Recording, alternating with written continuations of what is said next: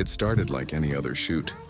You were finishing up a real estate listing for an agent you'd never worked with before.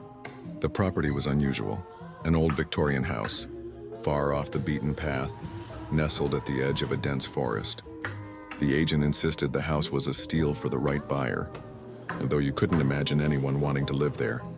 It reeked of neglect, with peeling wallpaper and the faint scent of mildew lingering in every room.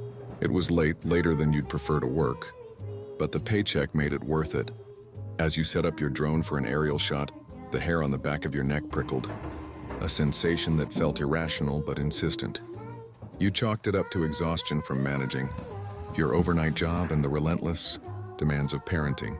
Your dog, whom you'd brought along for the drive, sat in the back of your Tesla, whining softly. He rarely did that, and it unsettled you. The first oddity came during the interior shots. Your camera glitched.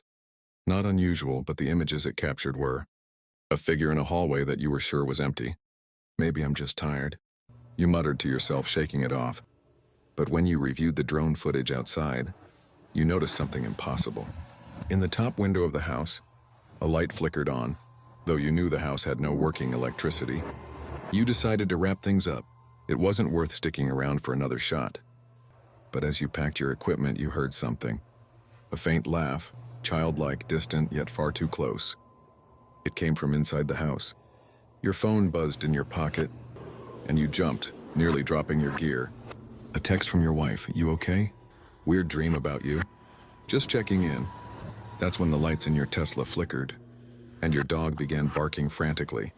You froze, gripping your camera tightly, knowing you couldn't leave until you understood what was happening or who was watching you.